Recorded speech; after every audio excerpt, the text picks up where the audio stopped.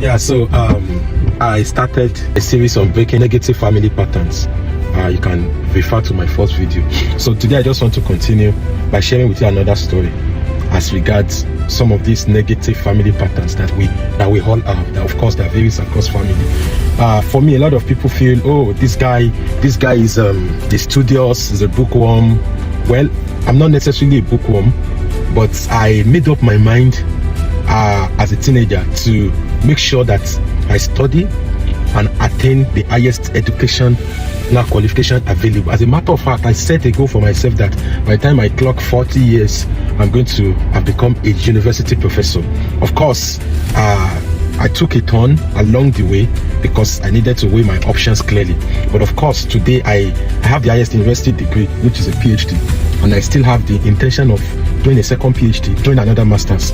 Why? It's not as if I'm looking for anything. It's because I'm actually making a statement. For me, it's not just about the certificate. It's about the fact that I was determined to make a change, not just for myself, but for my family. I was determined to break a certain pattern. Now, growing up, I looked at where I come from, my family. I discovered that none of the uncles I knew had a university degree. It was bad. So I remember as a child, I had an interaction with my dad, and he explained the struggle to me. He told me how he even struggled to get to where he got to. He was a teacher then, of course, with grade 2 certificate. So he was a teacher, and before then he told me how he was enrolled to go to school during the time when Awolowo made Western education free, and how he struggled to the point that he needed to sneak himself into a train from Offa to his school, how he had no shoe. So I could relate when Goodluck Jonathan was saying he had no shoe then. I knew he wasn't lying. I knew that it was possible that he had no shoe, because my father told me clearly that for years he had no shoe, was walking without a shoe. As a matter of fact, his grandmother's elder sister saw him in the market one day and had to call him and buy him a slippers to wear. So the situation with him was very bad. So he struggled. It was like after secondary school you need to help yourself. So eventually he had a grade 2 certificate and he became a primary school teacher. So he was teaching. So he told me all of those stories, and at the time he was doing his NCE. So I looked at his younger brother. I saw that the younger brother too was not different, about the same struggle. I looked at the elder brother, who of course was from the father's side, not from the mother. I looked at all of them. In fact, the elder brother was a driver driving big cars. Another one that was in the north also did not have a university certificate. So it was a trend.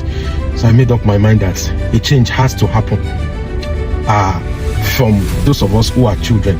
So I started praying, and I'm like, no, this thing has got to change. So I could not point to any of my uncles who were doctors, who were lawyers. I could not point to anybody in my family who I would refer to as being in the high class.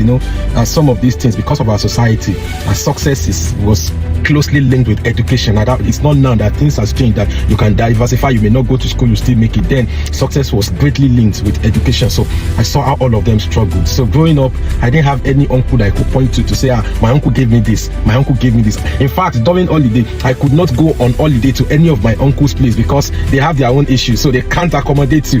I think it was just one of my uncle that I visited during holiday in 1998 or 1999, thereabouts, and that was about the only time. So the situation was so bad, and I knew that, come on, a change must happen. So for me, that was my motivation.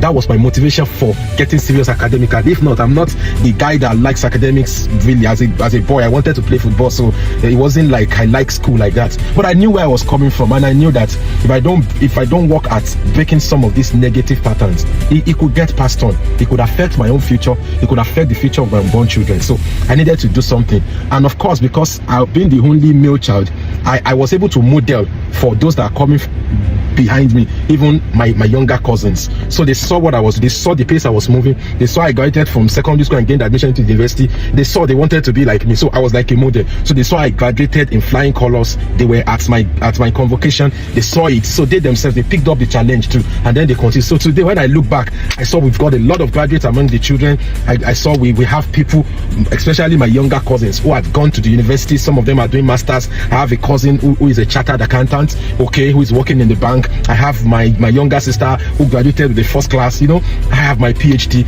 The story has changed, because somebody somewhere said enough is enough.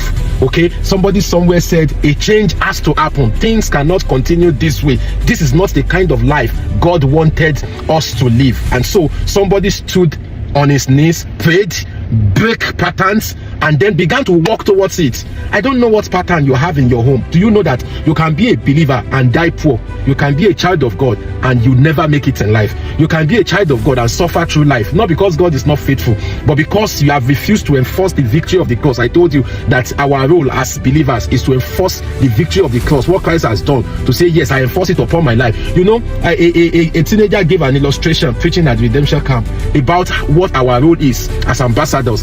He said, and I'm going to give that illustration, it's like let's assume that Nigeria captures and annexes Ghana, okay, goes to battle against Ghana, conquers Ghana, and then establish the rulership of Nigeria such that President Tinubu is now in control of Ghana. Now, how the president will be able to control Ghana is that he sends military, he sends men, he sends ministers who will be in Ghana. You will see them putting on Nigerian uniform. So as long as Ghanaians are seeing them, they are able to enforce the constitution of Nigeria upon the nation of Ghana. Why? Because they had conquered Ghana, they had annexed it.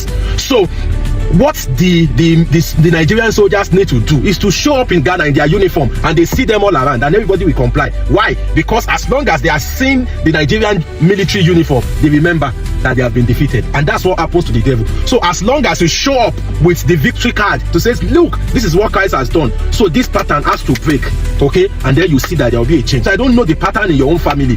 Can you begin to trust God to help you break them? There are some families that when you get there today, what is happening there is terrible. God can help you.